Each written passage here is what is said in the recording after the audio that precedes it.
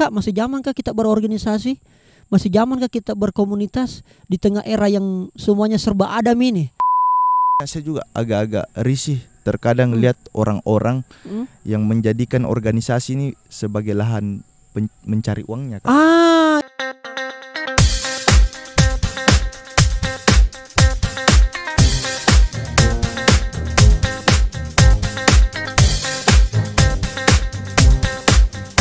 Bukan podcast, tapi cerita lepas.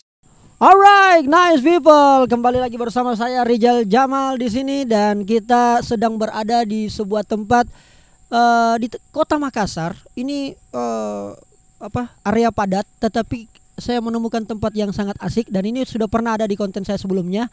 Itu tepatnya rumah kecil di Antang, Kota Makassar. Dan kenapa saya harus pilih tempat ini? Karena memang narasumber saya juga ini sangat pas memang saya obrolkan masalah ini di tempat ini. Beliau adalah seorang anak muda yang memiliki juga banyak keresahan, tidak jauh beda dengan saya kira-kira, dan memang nama saya juga mirip-mirip, kira-kira seperti itu. Dan sudah hadir bersama saya seorang dokter. Dialah Andi Muhammad Musli Rizal. Kakak Uwi, gimana Kakak Uwi? Alhamdulillah sehat, Kak. Alhamdulillah, luar biasa Kakak Uwi. Oke. Bagaimana Kakak Uwi? Apa aktivitas terakhir sebelum kesini tadi? Saya tadi lagi CST di Menara Umi. Apa itu CST Kakak? Dia itu kayak pengenalan. Oh, pengenalan. Skill training. Betul, saya masuk betul. rumah sakit. Yeah. Luar biasa. Kakak Uwi, senang sekali ini sudah berapa kali kita ketemu sebelumnya. Dan alhamdulillah kita kemudian saya harus paksa Ki ini untuk ngobrol-ngobrol karena kayaknya banyak hal yang saya kira pertanyaan-pertanyaanku selama ini kayaknya mudah-mudahan kita bisa bukan jawab tapi mudah-mudahan bisa kita bantu saya untuk mencarikan solusinya kira-kira seperti itu. Siap Kakak Uwi ya? Siap. Okay. Kakak Uwi ini apa-apa saya buka. boleh. Luar biasa. Woi, hancur kita lah ini kasihan.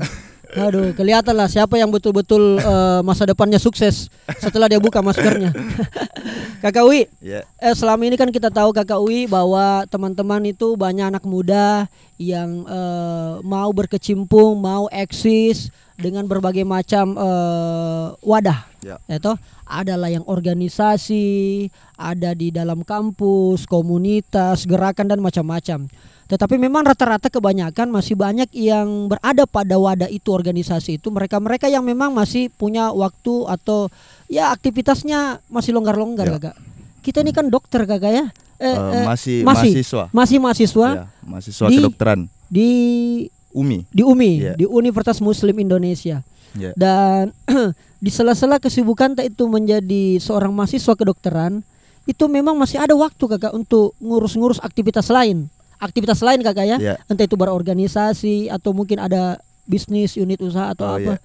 Kalau perihal itu Kak, mungkin kita lebih ke pribadi tak bagaimana kita memanajemen waktu tak sendiri. Dalam artian ya memang orang-orang di luar fakultas kedokteran memang melihat anak kedokteran ini sibuk dengan dunianya sendiri, apa dan segala macam, tapi saya rasakan sendiri secara pribadi sebenarnya enggak jika. Oh begitu? Iya. Asalkan kita mampu untuk atur jadwal tak sendiri. Oh begitu ya? Karena kan ada temanku juga di kedokteran, di kesehatan lah kira-kira Kakak Uwi. Itu luar biasa, nongkrong saja itu enggak bisa nih Kakak. Iya, saya pernah akhirnya kami, jangan terlalu serius, jangan terlalu menjalani hidup ini, nongkrong-nongkrong lah sekali-sekali lah. Tapi setengah mati ini Kakak Rizal. Kita lagi banyak agenda, laporan lah, lab lah, apa segala macam. Memang sesumpak itulah. Sesumpak itukah kalau orang kuliah atau berkecimpung dalam dunia kesehatan, apalagi ambil kedokteran? Kalau saya secara pribadi Kak, untuk tugas-tugas dan lain-lain memang saya prioritaskan untuk kerjakan terlebih dahulu itu Kak. Tapi tetap itu utama. Tetap itu yang utama Kak. Tetap itu yang utama. Tapi saya juga pasti butuh waktu istirahat, butuh nongkrong sama teman, butuh waktu untuk berorganisasi dan lain-lainnya. Sharing dan sebagainya, betul-betul. Jadi memang ada memang waktu untuk kita melakukan aktivitas-aktivitas yang lainnya. Betul. Kan kita juga sempat OSIS kemarin sempat menjadi pengurus OSIS. Terus juga ada komunitas yang apa tadi yang kita cerita yang lebih identik olahraga apa tadi? Medical sport. Medical sport. Organisasi internal di Fakultas Kedokteran. Oke, itu ngurusin apa itu Kakak? Dia itu jadi kalau misalnya saya kan suka main basket. Yes, basket. Saya suka main basket. Saya main basket dari SMP. Masuk di Fakultas Kedokteran itu di UMI. Ada organisasi internal BSO lah. Ada organisasi itu. Dia itu memang dikhususkan untuk orang-orang yang suka olahraga. Oke. Jadi kayak saya senang dengan basket. Saya masuk di medical sport. Medical sport. Oke. Ada waktunya itu masih bisa jalan Kakak ya? Iya, masih ada waktunya. Nggak, saya khawatirnya begini Kakak Uy. Banyak kemudian saya melihat orang-orang kesehatan ketika dia berorganisasi, ya itu hanya sekedar tempelan. Maksudnya tidak enak tong kalau nggak berorganisasi Ki. Saya lihat banyak begitu. Apakah Kakak Uy juga berorganisasi hanya sekedar mengisi waktu, hanya sekedar pengen dibilang keren, atau gimana Kakak? Apa yang mendorong tak sehingga mau berorganisasi atau mau berada pada ruang non akademik, itu lebih tepat bahasanya. Jadi kalau kita berbicara tentang organisasi, mungkin ada beberapa hal yang tidak saya dapatkan di bangku kuliah, yang saya dapatkan di organisasi.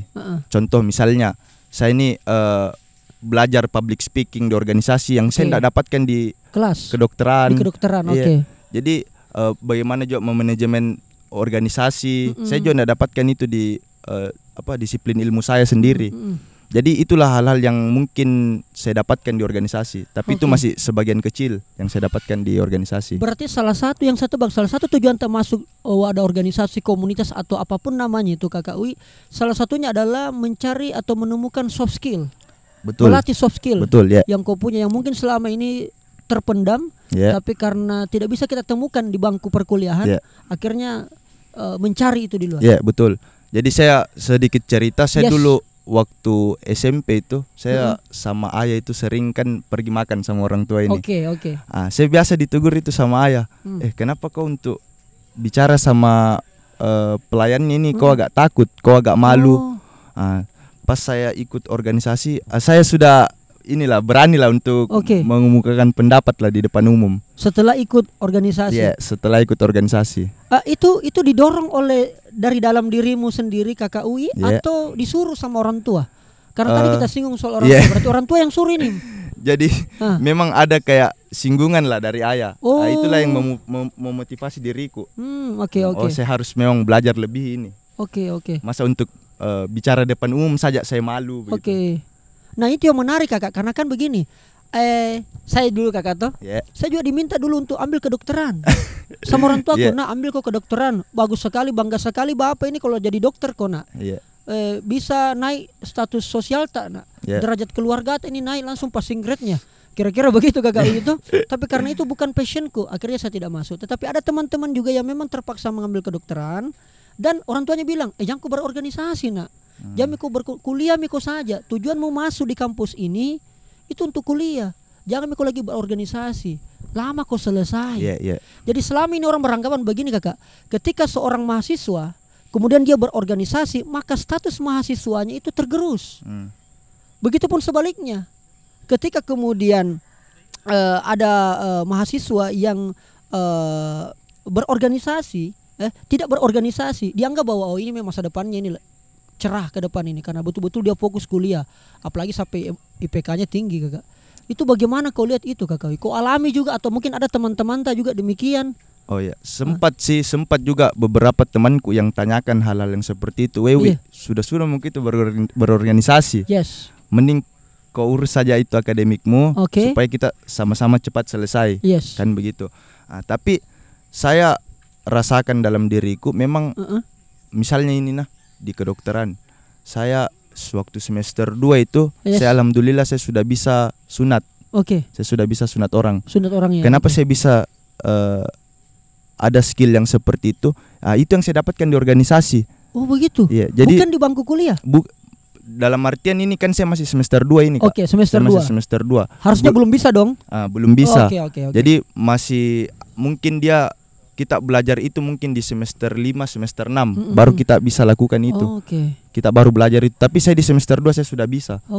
Karena memang di organisasi memang kita betul-betul diajarkan kerja dulu. Learning by doing memang. Kita belajar by proses ya. Kita by proses lah. Jadi Jadi kalau ada anggapan-anggapan seperti tadi yang saya sampaikan itu menurutnya Kakak Uwi salah ya. Kalau masih salah. ada yang membedakan antara mahasiswa dan organisasi. Iya, salah. Salah berarti kalau orang jadi mahasiswa baru tidak berorganisasi itu gimana menurutnya Kakak Uwi?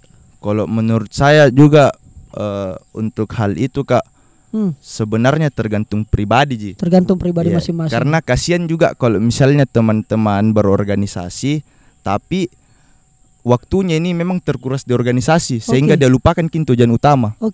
Kan tujuan utama kita memang harus mengutamakan yang namanya disiplin ilmu tak sendiri. Disiplin ilmu, oke. Jadi saranku saya Kak, kalau misalnya memang teman-teman memang mampu manajemen waktu, silakan berorganisasi. Apapun itu. Selama sesuai passion. Oke. Sekarang tadi karena Kakak Uwi selalu banyak menyinggung soal waktu. Ya kan?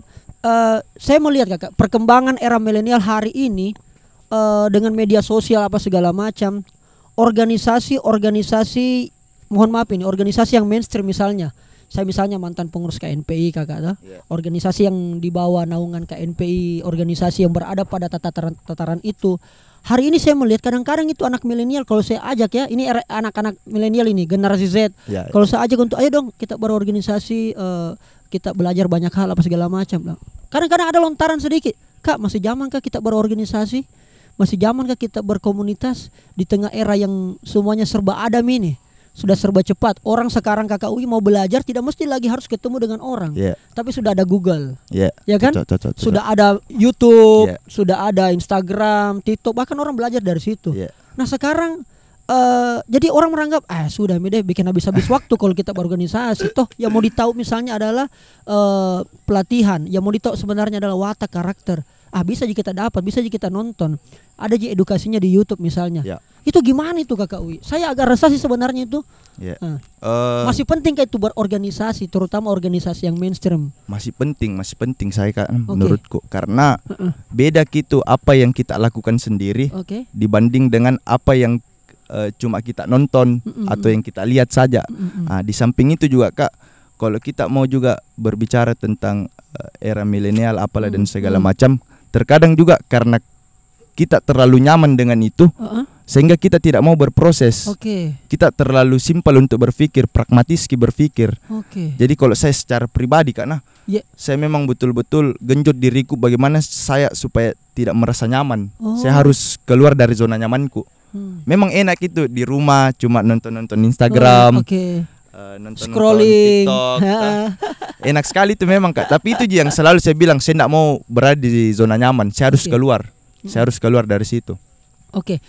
Pada saat kalau Kakak Uwi berorganisasi nih, apa sih yang paling penting? Maksudnya bagaimana penerimaan orang-orang yang ada dalam organisasi itu terhadap Kakak Uwi biasanya? Kayak misalnya saya Kakak, alhamdulillah saya kalau berkecimpung di organisasi, alhamdulillah selalu diberikan mandat sebagai ketua. Selalu dianggap kalau Kakak Rijal nggak ada kayaknya kurang seru, atau Kakak Rijal tidak arahkan kita kayaknya ada yang kurang. Selama ini saya itu begitu Kakak. Kalau Kakak Uwi bagaimana biasa penerimaan Kakak? Karena begini, yang membuat kadang-kadang orang bertahan dalam sebuah ruang, sebuah komunitas atau organisasi karena penerimaan, atau karena selain penerimaan kita juga memberi. Cocok. Pasti kan begitu Kakak. Cocok, Kak. Tidak mungkin dong kita hanya sekedar menerima dong. Cocok. Masuk kita organisasi ada tujuan dong, ada visi besar yang kita mau capai sama-sama. Itu bagaimana biasa dinamikanya kalau Kakak Uwi? Saya lebih melihat ke kebutuhannya ini kader-kaderku. Saya lihat kebutuhannya, misalnya ada beberapa kaderku yang suka dengan hal-hal yang anak-anak muda biasa lakukan. Saya penuhi. Ataukah misalnya ada kader-kaderku yang suka dengan kajian, saya penuhi juga itu. Sehingga kader-kaderku ini ataupun adik-adikku ini, junior-juniorku ini merasa nyaman Nah, karena memang kita penuhi memang kebutuhannya. Itu tugasnya seorang pemimpin. Tugasnya seorang pemimpin itu Kak. Apakah semuanya dipenuhi Kakak, atau ada juga yang tidak perlu dipenuhi karena mungkin tidak sesuai dengan arah yang telah kita sepakati? Tergantung lagi tuh Kak. Jadi memang kita filter dulu. Kita filter dulu. Kemauannya ini anak misalnya tidak tidak sinkron dengan organisasi yang saya masukkan ini Kak. Jadi saya kasihkan dia penjelasan. Organisasi ini arahnya ke sini ini, Dek. Arahnya ke sini. Makanya kau harus begini, kau harus begini. Dan harapannya ya kalau saya secara pribadi kalau saya anggapnya ini saya seorang kakak ya Kak. Ya harapannya saya ke adekku ya mudah-mudahan kau mau ikut. Karena apapun yang saya sampaikan ini ataupun apapun yang saya bilang ke kau ini insya Allah baik untuk kau. Mungkin itu jika yang saya sampaikan kalau misalnya kita berbicara tentang distribusi kader. Yang saya tebak dari penjelasannya Kakak Uwi tadi, berarti Kakak Uwi cukup mendengarkan aspirasi yang dibawa yang menjadi mitrata dalam organisasi ini secara internal kan, kader-kader dan sebagainya. Kan kadang ada juga itu Kakak, kalau orang jadi ketua Kakak, itu kan arogansinya minta ampun. Maunya saja terus diikuti. Ya kan begitu Kakak. Saya kurang tahu kenapa bisa itu terjadi. Apakah pada saat proses pemilihan atau penunjukan ketua itu dia mungkin begitu banyak berkorban sehingga ketika mungkin Kakak Wi paham ya. Jadi ketika mungkin dia terpilih, langsung semena-mena. Wajar dong, saya kemarin kan sudah banyak berkorban banyak hal dalam proses ini. Ya wajar dong saya melakukan apa yang saya maui. Kadang-kadang itu kader ya sudah Mila, kau ikut saja lah. Itu gimana Kakak Uwi itu? Kan kalau kita berbicara itu Kak, itu berbicara tentang ego pribadi. Salah itu ego pribadi Kakak? Salah kalau misalnya memang dia mengambil haknya juga ini orang lain. Jadi memang terkadang kita memang ini harus ikhlas untuk menjalani sesuatu. Jadi memang kita dituntut memang untuk melakukan sesuatu itu pakai ini. Terkadang bukan pakai ini. Kadang-kadang kita juga perlu pakai hati Kakak ya. Kita harus memang pakai hati. Banyak juga organisasi hari ini Kakak yang konfliknya Masya Allah luar biasa, seolah-olah organisasi itu kayak Tommy Negara Kakak. Yang setengah paham Kakak ya? Kakak Uwi ini ketawa Pak. Ya karena kan begini Kakak, orang sudah berpikir bercita-cita untuk bagaimana memberikan kontribusi nyata pada masyarakat. Tapi ini masih bertengkar pada wilayah-wilayah itu saja Kakak. Kadang muncul dualisme, tigalisme, sampai limalisme. Itu gimana sebaiknya Kakak? Sarannya Kakak Uwi dalam melihat organisasi seperti itu. Itu yang kadang-kadang membuat anak-anak milenial kan parah-parahnya juga bertengkar. Kalau saran saya ya sudahi Mila yang seperti itu. Karena yang kasihan ini sebenarnya adik-adik. Junior-junior yang sebenarnya kasihan ini yang mau memang berproses secara ikhlas dan lain-lain. Tapi kalau saya kalau saya hal yang seperti itu justru saya jadikan sebuah motivasi untuk lebih maju lagi Kak. Karena adanya dinamika, karena adanya konflik, sehingga saya harus berpikir bagaimana caranya supaya saya ini bisa melewati ini konflik. Jadi memang saya berpikir bagaimana caranya diriku ini terus berkembang sehingga saya tidak masuk dalam konflik tersebut. Berarti konflik itu wajar? Konflik sebenarnya wajar. Wajar. Karena dia akan membentuk. Iya karena kan kita rasakan sendiri Kakak ya. Banyak sekali organisasi yang demikian.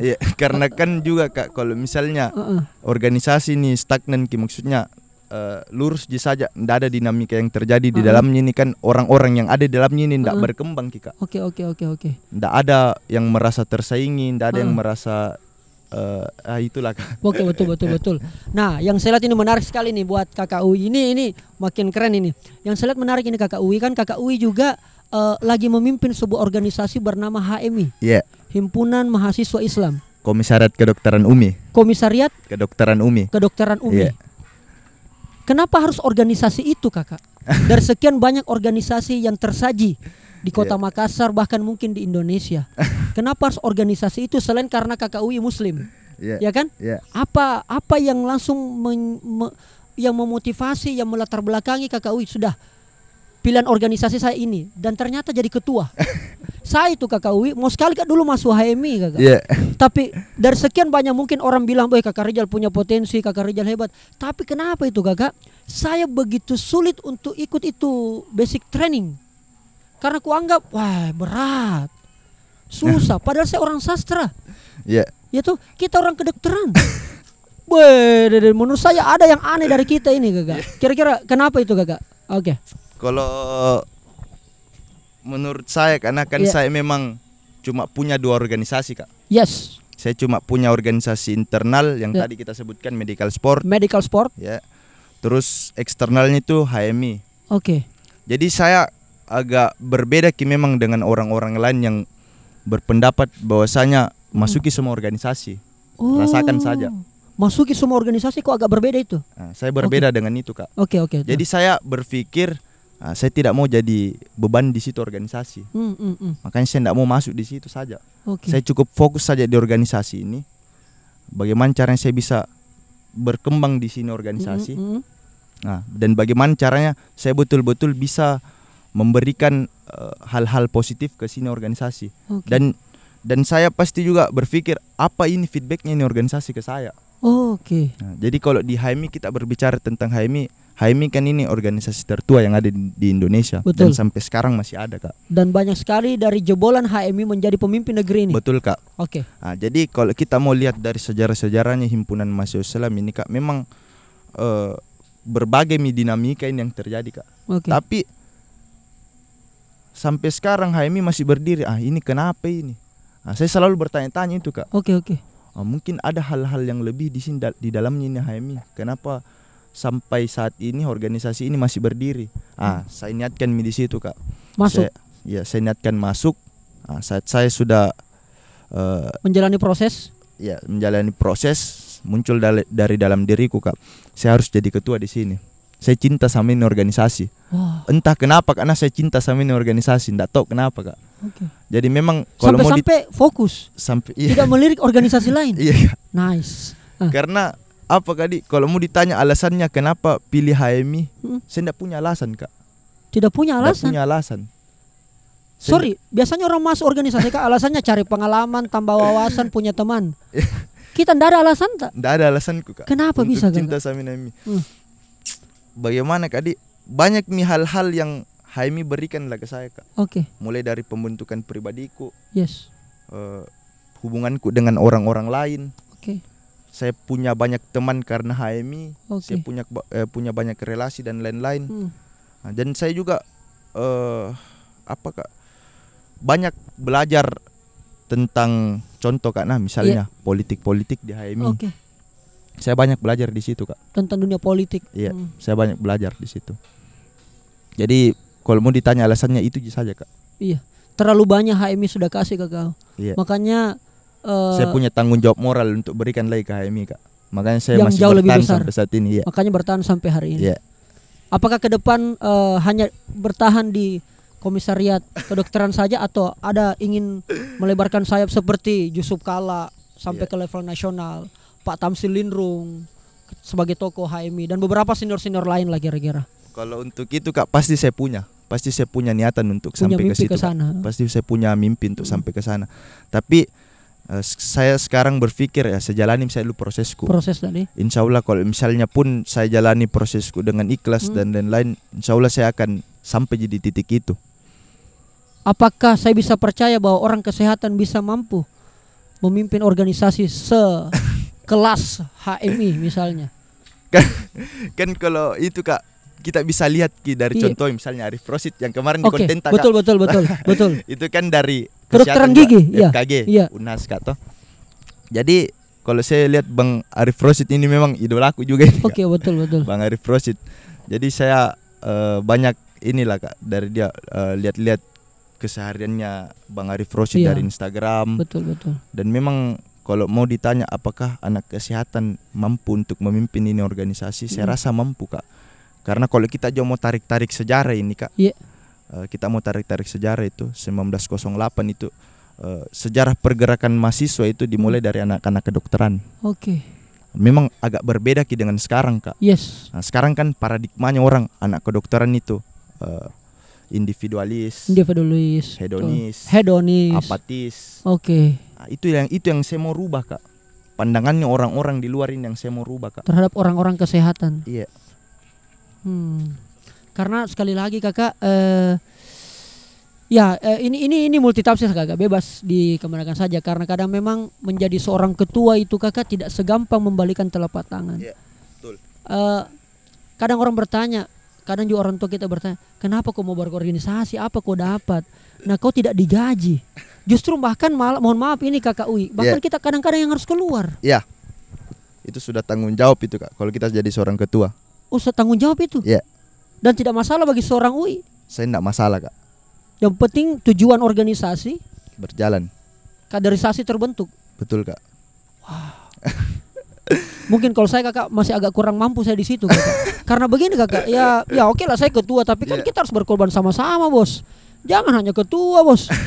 Kalau Kakak Uwi memang ketua harus memberikan salah satunya itu bagian daripada proses membesarkan organisasi. Iya. Jadi kalau kita berbicara tentang ketua, dia kan memang penanggung jawab umum Kak. Oke. Jadi memang kita harus rela berkorban apapun itu Kak. Dalam artian makanya saya juga agak-agak risih terkadang lihat orang-orang yang menjadikan organisasi ini sebagai lahan mencari uangnya Kak. Itu masalah itu Kakak. Banyak selain begitu. Iya. Itu agak berbeda sekali sama saya kan. Oh begitu ya? Iya. Saya agak risih lah lihat orang-orang yang kayak begitu Kak. Oke. Saya pernah dengar kata-kata dari senior bahwa jangan kau hidup dari organisasi, tapi kau yang hidupi organisasimu. Cocok, maka otomatis nanti ke depan kau akan hidup juga. Ya, cocok Kak. Cocok itu Kakak ya? Cocok sekali itu Kak. Cocok sekali di. Wah menarik ini, luar biasa. Kakak Uwi, apa yang ini bagian terakhir Kakak Uwi? Apa yang kemudian mimpi dan harapan Kakak Uwi dalam menjalani aktivitasnya sebagai seorang mahasiswa yang fokus pada kedokteran atau dalam dunia kesehatan, yang tentu berkorelasi dengan aktivitasnya di organisasi, terutama mungkin sekarang lagi sibuk-sibuknya di HMI. Ya kan saya kenal gara-gara HMI. Ya kan kira-kira begitu Kakak ya. Apa harapan, apa yang lagi masih mau kita perbaiki yang selama ini kita ketahui Kakak? Ya kalau saya boleh saran Kakak, sudah kan kedokteran Kakak kira-kira sudah hampir jelas itu masa depannya. Maksud saya urus kesehatan saja Kakak. Biarlah teman-teman yang lain itu mengurusi organisasi begitu. Ya memang spesifik begitu kira-kira Kak. Kalau ditanya hal yang seperti itu Kak, memang kesibukan saya memang sekarang ini saya lagi koas Kak toh. Saya lagi koas. Di samping itu juga Kak, saya juga punya niatan untuk ikut berkontestasi di salah satu organisasi besar yang ada di Makassar. Jadi insya Allah dan mudah-mudahan bisa terrealisasi itu Kak. Dan kalau mau juga ditanya Kak, kenapa sampai sekarang saya mau bertahan Kak di organisasi? Lagi-lagi ini Kak, kita berbicara tentang tanggung jawab moral. Tanggung jawab moral. Kita berbicara lagi tentang tanggung jawab moral karena saya Kak sampai sekarang saya juga punya adik-adik Kak. Itu yang saya punya tanggung jawab sama adik-adikku. Bagaimana caranya saya bisa besarkan ke adik-adikku walaupun sampai sekarang saya pun tidak besar-besar pini Kak. Apalagi saya Kakak, tidak besar-besar saya ini Kak. Begini terus. Jadi ya pasti harapanku ya saya ingin juga jadi orang besar. Dan di samping itu saya juga mau lihat adik-adikku besar juga. Jadi kau tidak mau besar sendiri? Iya Kak. Karena terlalu egois saya Kak kalau saya mau besar sendiri. Karena yakin dan percaya saja Kak, selama prosesku ini adik-adikku yang selalu juga bantu Kak, senior-seniorku apalah dan segala macam. Di samping itu juga ya teman-teman di luar kedokteran juga yang bantu untuk berkembang. Itu juga mungkin untuk kalau berbicara tentang harapan Kak. Luar biasa. Apapun niatan dari seorang Kakak Uwi, Pak Ketua, saya kira saya selalu mensupport. Selama itu baik Kakak. Tentu kegelisahan saya sederhana Kakak, bagaimana meredam berbagai macam konflik-konflik yang tidak perlu dalam sebuah organisasi. Biar kemudian gairah anak-anak milenial untuk kemudian berada dalam sebuah wadah, komunitas, gerakan atau organisasi, apapun mereknya Kakak.